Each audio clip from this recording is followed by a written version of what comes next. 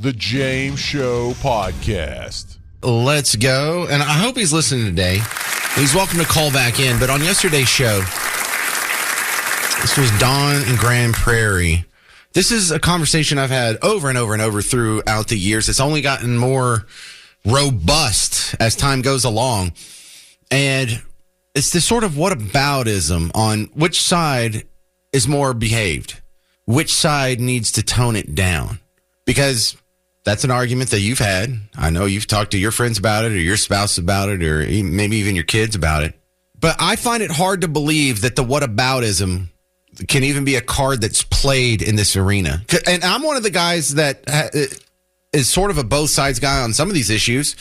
I hate both parties. Both parties deserve criticism when it comes to growing government. Both parties deserve criticism when it comes to not following the Constitution. Both parties deserve criticism when it comes to, my preference on how drugs are regulated or what's going on with the FDA, what's going on with the FCC. But there's so many things that they do have a strong overlap on. And both sides is a legit argument in many facets. But now when it comes to a couple things, number one is the rhetoric. What's the worst word that Team Red calls Team Blue? And I'm not talking about you can go on, find some toothless hick in the middle of nowhere on Twitter who said a horrible word or the N-word or something. No, I mean like politicians, media people on Fox News or MSNBC or some of these other networks, talk radio hosts, actual people in positions of power, elected officials, city councilmen. What's the worst word that Team Red calls Team Blue?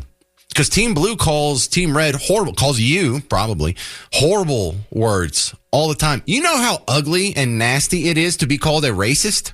To be accused of holding the terribly anachronistic ideal that you can determine based on someone's skin color, other endemic traits.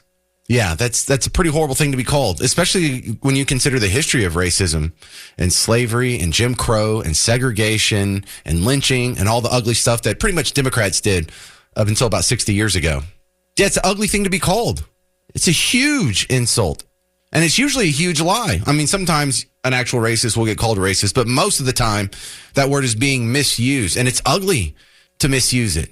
Because if you misuse it, then you're exploiting the suffering of minorities based on the color of their skin from generations past in order to, emotionally blackmail your current political climate? Yeah, that's ugly, immoral, unethical stuff. So that's just one example. I could throw in transphobic, Islamophobic, homophobic, racist, bigot, white supremacist, literally Hitler, Nazis, fascist. You get called horrible names all the time. What's the worst thing that goes the other direction? So that's kind of the setup I wanted to have here. I'm going to replay the caller. I guess we got to go back in the time machine. Garrett brought the flux capacitor. So we're going to travel back in time about 23 hours. It's all we're traveling back in time, but that still counts. This is Don in Grand Prairie from yesterday. Ready, Don, go. Here's the thing. Both sides need to cut it down. Trump has to cut it down. When Trump makes insults that are incredibly rude and curse words, and, he does it, it's ha-ha funny, but when Crockett does it, how dare she? Both sides. I'm saying this as an independent. I'm tired of it. What Crockett said was wrong. What she said was wrong. All right, listen. They have no room to talk. There's a lot of places where this both sides argument works. I don't think it works here because what is the big slur that Team Red calls Team Blue, either their politicians or their voters? Do we call them Nazis? Do we call them literally Hitler? Do we call them racist, sexist, bigot, homophobe, Islamophobe? These terrible phobic things. What do we call them? I heard some Republicans call them like idiot bird brain. I heard some Republicans even call them stuff like call them racist. They're racist too. Right. So it's not nearly as bad. So what you didn't give me any examples that were even close to the level of Nazi or literally Hitler. Yeah, that's wrong too. But it's not wrong too. It's not wrong too. There is a level of hyperbole that exists aimed from Team Blue to Team Red. Isn't reciprocated. So the both sides, that's my point. The both sides doesn't work in this argument. Because like the worst thing I accuse them of. The Republicans are innocent on this. They never said any. No, that's not what I said at all. I'm saying the hyperbolic language is far worse on Team Blue than it is on Team Red. You know, you can Google and you could probably get, for every example of a rape act, you could get a blue if you Google it. I don't think you can. On both sides. I don't think you can. Well, have your producer look and see. Here. I'm just saying, as an independent, because I never voted straight ticket in my life, I voted Republican, Democrats for president. Hey, listen, you can still be an independent and admit that one side throws a lot more invectives with a lot more extreme meaning behind them. It's okay. You don't have to. And you know what? Neither side should be doing it, and I want it to end. I want both sides to knock it off. But both sides aren't doing it. We don't regularly. Okay, you're saying Republicans never said anything? No, that's not what I'm saying at all. No, that's not what I'm saying at all. Are you intentionally misunderstanding my point? Yeah. Are you intentionally misunderstanding mine? No, I'm not. Okay. I just want the rhetoric to stop. Both sides. That's what I want. Did Biden get called literally Hitler? Did Biden get called literally Hitler? You could Google it. I don't know. I'm not sure. Yeah. He's been insulted. The answer's no. The answer's no. And look, listen, it's not the same. Team Blue calls Islamophobe, transphobe, racist, sexist, bigot, Nazi, literally Hitler, apartheid. It doesn't go both ways on that one. It doesn't. Wake up. And it's okay to say that in some instances, one team is worse than others, behaves worse than others. And in other instances, maybe Team Red's worse. But in this one, it's not. It's not even close. All right, so we're flashing back through time from yesterday to today. I don't think I got through to him. What could I have said there that could have changed Don's mind? Because I feel like this is one of the easiest arguments to win. You know, right up there with men can have babies. Oh, well, we can have that argument any day you want. But on this one, I don't think I got through. What do you say to get through to these people? Because I think the rest of us, most of the people listening, agree that one side's a little more unhinged than the other one. And it's not just speech either. When Elon Musk was perceived to be a Democrat, Teslas weren't being keyed. His dealerships weren't being set on fire. No one was spray painting the windows and then chucking a Molotov cocktail in there, right? When right-wingers get upset, the Tea Party happens. When left-wingers get upset, the local downtown burns. Foot Lockers are looted. Dart cops are shot in your own downtown just a few blocks from where I'm at right now. What did I get wrong? Did I get it wrong? Let's go to the phones and talk to Allison Richardson. You're on WBAP. Hi, James. As a HR professional, if Miss Crockett would have called an employee those brown folks, that's grounds for termination. She can't even use those words. I think she can. I know you're the one in human resources, so you know better than me. But who are you to tell black people what they are allowed to call each other? Oh, well, she said us brown folks. She said us brown folks. Now, listen, I'm Hispanic. I can tell you can't call me brown. Yeah, well, my grandfather was Hispanic. He never called himself brown. He would call himself different, like a mestizo or Chicano. But never. You can call me Texan. I was born and raised in Rowlett, Texas. But she said us brown folks. Yeah, let me play that so everyone else is caught up on what you're talking about, because I think you're bringing up a good point here. So I am Texas Congresswoman Jasmine Crockett, but I am standing here with one of my faves right here, honey. Yes. Listen, and guess what? Neither one of us are in Texas. You know why? Because we know that it is time to stand up, rise up, and fight back against these fools that think that we're weak.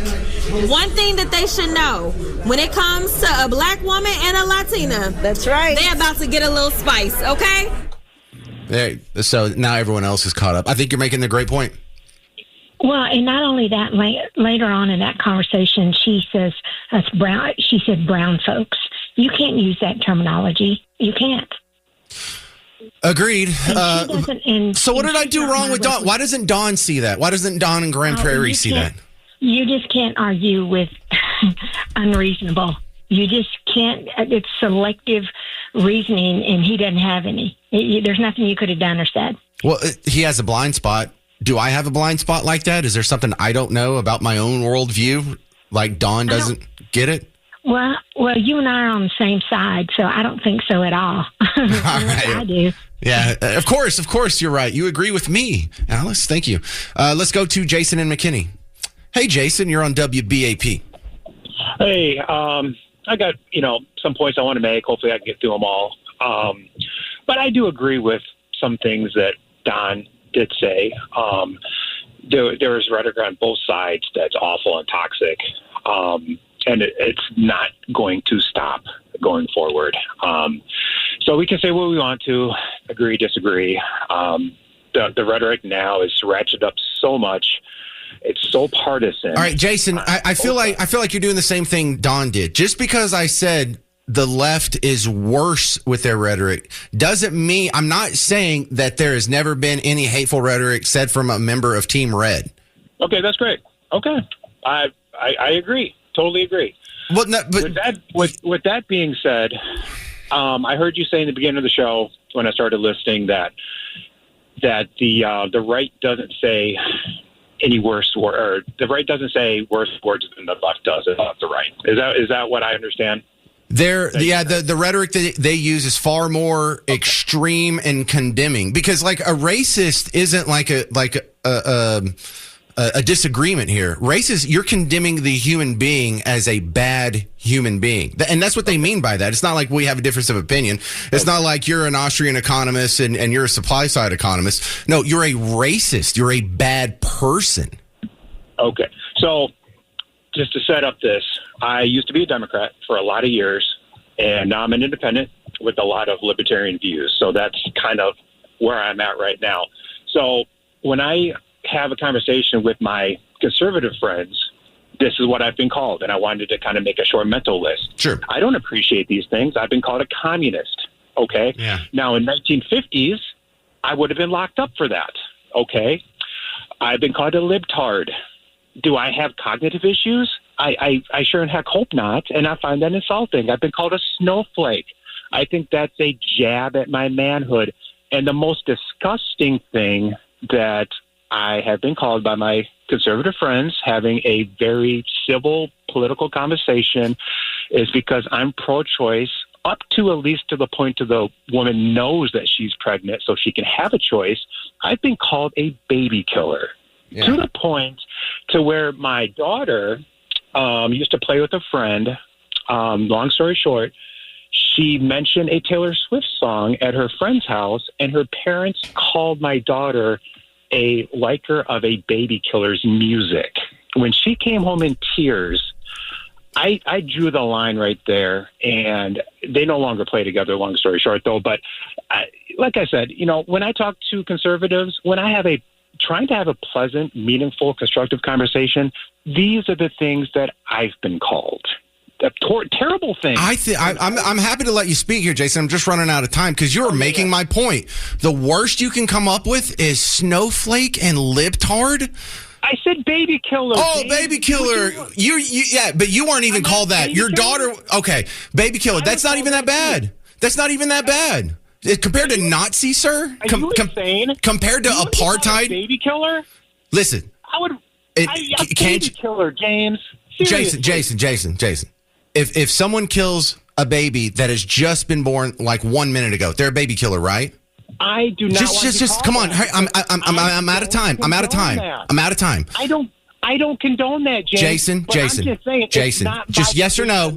Yes or no. Sorry, friend. You're not going to send me up. Yeah, you better run because I'm about to clap you with logic over here. If someone listen, just stick with me. You don't even know what I'm going to say, and you're already rejecting it. Just stay with me here, Jason. I can never kill. Jason, stop.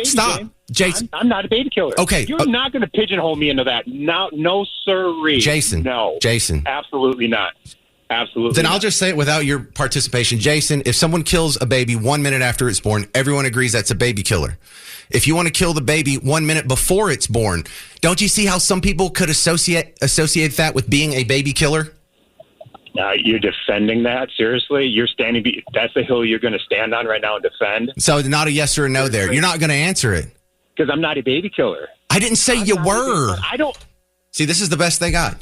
I'd rather be called that than Nazi or literally Hitler. Was Elon Musk accused of supporting apartheid when he was a Democrat or when he was perceived as a Republican? Now tell me which one's worse. Oh, this is great. I could do this all day. And let me finish the conversation I was trying to have with the previous caller here. Because the conversation that you stumbled on, if you're just joining us, started on yesterday's show where a caller was doing this both sides thing. And that applies. There's legit criticisms for both sides. on many issues when it comes to growing government or government spending or not balancing the budget or raising the debt ceiling. Yeah, both sides are terrible about it. Both sides are terrible about listening to the donors over the will of the people. Both sides are terrible about following the Constitution. But not when it comes to rhetoric. Not when it comes to, because the way it was put, it's like both sides need to settle down. Both sides need to calm down. Both sides need to tap the brakes and peel back some of the rhetoric here. No, one side's clearly worse. I'm not saying there's no such thing as Republican hyperbole, but it's not nearly as vicious, as big, as invective as what you just hear on a daily basis being hurled at Team Red from Team Blue. And I've got great examples. Elon Musk, when he was perceived to be a Democrat, was he ever accused of supporting apartheid, being apartheid? No. But he was after he was perceived to be on Team Red, right? So one side clearly throws out just crazy, insulting, incorrect, damaging, hyperbolic, hateful rhetoric, more so than the other. And it bothers me that I didn't change his mind, and then I didn't change the mind of the last guy either. And the worst thing he could come up with, because I was at the question becomes, well, what does Team Blue call, or Team Red call Team Blue that's even close to Nazi or apartheid or literally Hitler? And the worst thing he came up with was baby killer. All right. And I was trying to make the point that if a baby is born and 1 minute later you kill it, everyone agrees you're a baby killer. If you back up time 2 minutes, and instead of killing it 1 minute after it's born, you kill it 1 minute before it's born. Can't you see how a lot of people would associate that with killing a baby? Well, it wasn't born yet. Well, it's going to be born in 1 minute. So that's not really that much of a stretch. It's not even that much of an insult as much as it is to a lot of people a statement of fact. And only about 87% of people agree with me on that. But 13% of the country will tell a surveyor, a pollster, that they support partial birth abortion. That's the official position of the Democrat Party. So even if you're not actually in there hitting it in the head with an ice pick and shot back out its brains 1 minute before it's born, you support the people that do think that should be legal. So no, I don't even find that so much an insult. It's not a call to violence against you. There's no like historic hatred associated with it, like the Holocaust and Nazis or apartheid in South Africa. I still don't think I got through. What did I miss? Clint, Haltom City, you're on WBAP. Help me. Well, first of all, I listened to the whole conversation you had with the guy yesterday. Thank you. At the time, I was getting a little frustrated because I was feeling what you were feeling. Because I think first of all, I don't think that there's anything that you could say to him to change his mind. That's just a fact. But what I see is that what they're not getting is that whenever we're calling him a snowflake or we're calling him a baby killer or everything that the previous caller was saying, we're more of just getting under their skin. And what they're calling us it's incitement to violence. I mean, wouldn't you agree? Yeah, and that's part of it. Yeah, snowflake. Really, that's not that bad at all. But I mean, that's not that bad at all. I mean, and that's why I say whenever I say that about someone or to someone, I'm really just getting under their skin. And hinting that someone wilts under pressure isn't nearly as bad as calling someone literally Hitler. Now, if you had someone that was a snowflake and they even admitted it and everyone knew they were a snowflake and they went up and they were debating the policy positions that they hold, like, I think we should cut Social Security, or I think we should expand Social Security, or I think we should raise or lower a tax, you would still have the debate with that guy because he's still a decent human being. He may be a little bit of a snowflake, but he's not a terrible person. Now, if literally Hitler's on the other podium arguing about his preferred policy, whatever it is, you would want to shut that guy down. You don't debate Hitler on his Social Security policy or on his tax policy. You go and fight Hitler. And so, exactly. Yeah, so it turns people's brains off, and I think that's really destructive to the public dialogue. And I just wish we could fix that, Clint, and I'm doing a terrible job of it. I wish we could get to a point where they could see, where the people that are so close-minded on that side could see just have a moment to open their eyes and see, okay, hold on, because I do that with them. Yeah, well, I know what you're about to say. It's super frustrating because you constantly get accused of being a hateful person, like a transphobe or a homophobe or a bigot or a racist. And here's the news flash. Here's the good news. We don't hate you. We're not driven by hate. Anyway, Betty Burleson, you're on WBAP. Hi. Hi, Betty. I don't know that this is as bad a rhetoric, but you mentioned Jasmine Crockett earlier. She has no filter, obviously. You were talking about her racist remarks, but she's the one who famously called Governor Abbott Governor Hot Wheels, claiming it wasn't about a disability. But this morning or yesterday, in a speech to the Democrats who fled Texas, she called the governor, I don't even want to say the word, she called him a POS, but she said the words, piece of, and I think that kind of hateful stuff, that is hateful. That could incite violence. I don't know. It may not to some people, but I think that's pretty low. But she talks like that anyway, and she gets away with it. I want to make a point that I really miss the days when our politicians, our statesmen and women actually had honor and dignity, and they wouldn't say stuff like that. It's just where we are today, and it's unfortunate. Here it is, Betty. Half the stuff that we see that's going on. Listen, Donald Trump is a piece of Okay, we know that. Yeah. I obviously edited it. She didn't float an air biscuit when she was cussing, but... Right, yeah. She says the words, and she doesn't mind saying them. And her rhetoric is getting more and more, not just hateful, but she doesn't mind cussing in an open, form. Well, I'm not a pearl clutcher that's going to tell you cussing bothers me. I cuss a lot when I'm not on the radio, so I say the S word too, but not like that. I don't get on the air, and if I was in front of a crowd of people, I'd never call Obama or Biden or whoever else they run next time, or Kamala Harris or anyone. I just wouldn't say POS. Like, I don't know. Right. She just throws those words out there, maybe what she's thinking, but you need to filter yourself. You're in a public forum, and you've got lots of people listening, and these Democrats that just want to hear this kind of stuff. Well, Jasmine Crockett said it. Yeah, again... It's the content. It's not the necessarily bad word, because I also foresee a time when we get past this whole cussing stigma, and in like a generation or two, people are just going to say F and S on TV and on the radio and everywhere in the public domain. It'll be on billboards because, society's sort of decaying and standards are eroding. But your larger point, totally agree with that. Totally agree. Thank you very much. That's Betty in Burleson. Got a couple other great calls lined up on this Team Red versus Team Blue. Do both sides really need to tamp down the rhetoric, or is one side significantly worse than others? And that's sort of a self-answering question, but how do I get through to these people? I'm James Parker. It's News Talk 820 and 93.3 FM WBAP. But I don't think I'm getting through to these people. I didn't get through to Don in Grand Prairie yesterday. I replayed that call, and then another guy called in. I don't think I got through to him. What am I missing? I thought this was obvious. Jesse in Whitewright, you're on WBAP. Hey, so... I don't think that you can get through to any of them. They're emotionally charged. I have a big family. We're split. And it seems like anyone on the left, they're so emotionally charged that you can't even get a word in.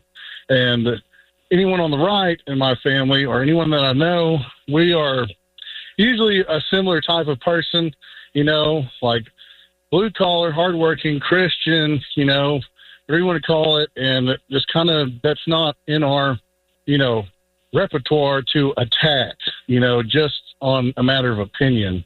But it's crazy that they're so emotionally charged on, topics and things that they want that half of the country could never agree to deliver on, like what they want, totally goes against a half of their population's wants. What we want, I feel like, could benefit everyone. You know what I mean? Well, that's probably what they think too. I think most of them are well intended. They're just misled in their worldview, and since they are looking through the wrong lens, they are making the wrong judgments and the wrong conclusions based on the same information you and I see. Yeah.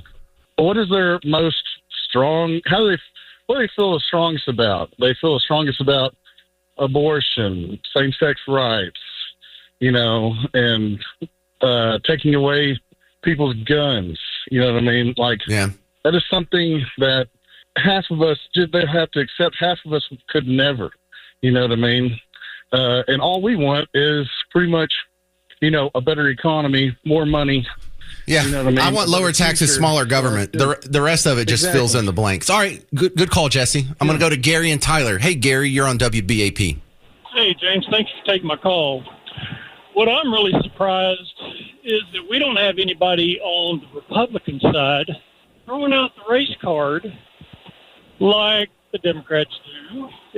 Donald Trump would have said something like that about Obama or any black member of Congress publicly the way she did, that's the first thing that should be brought out. Since, hey, light fire with fire, I always say. I guess so. We don't have to imagine very hard. He calls them low IQ and dumb and stuff like that. I mean, it's not as hateful as, calling someone a Nazi or racist. She went on another spiel today where she was just saying, this is all racism. Everything that they're doing now is based on race. And the crazy part, Gary, is do you make any decisions based on race? No. I mean, any decision. Like, if I was making an advertising campaign for a tanning salon, I would consider race. But here's the pretty truth instead of the ugly truth. Here's the pretty truth. Most of us get up, go on about our day, and we don't even think about race at all. I can't speak for everyone, but, for the white people that I know, we don't sit around behind everyone's back talking about race. We don't care. I talk about the Cowboys. I talk about the news. I talk about money. I talk about sports. 800-288-9227. Coming up next on The James Show, a popular drink just lost an important court case for lying about their health benefits. I got news for you. Most of those health supplements are sus. I'll explain next on The James Show. News Talk 820 and 93.3 FM WBAP.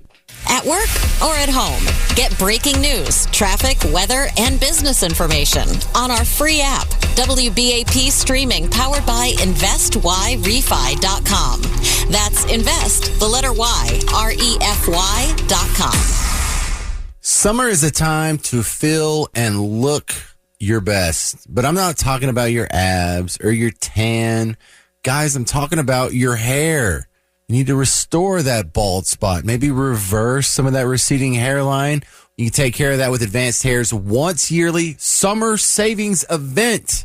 Why Advanced Hair? Their one-day treatment begins to regrow your own natural hair the very next day. They guarantee new hair will grow. Their summer sales event is only for a limited time, so get details and schedule your free consultation today. 469-599-HAIR. It's a one-day treatment, life-changing results, and with Advanced Hair, your new hair is guaranteed to grow. Check out the incredible before and after pictures and take advantage of their best offer ever. 469-599-HAIR or advancedhair.com. The James Show Podcast.